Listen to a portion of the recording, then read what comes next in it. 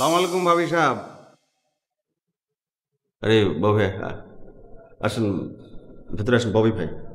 কি শরীফ ভাই, আপনি তো জব বললো নতুন সুন্দরী বউ বিয়া করে ঘরের মধ্যে আটকে রেখেছেন কেন? কেস হয়ে যাবে তুমি আর ভাবি, যোগ করলে মানে।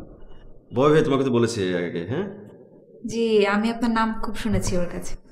ভাবি, খালি নাম শুনলে তো চলবো না, ববি ভাইরে আসলেই বালা করে চিনন লিখবো।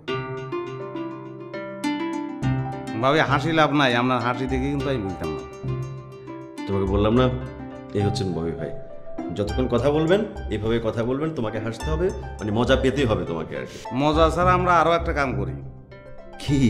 কি করি সেটা বলেন নাই ভাবিরে? কি কোনটা? সব সময় ছুটির দিনে আমরা ঘুরি বেড়াই। ও হ্যাঁ, হুম।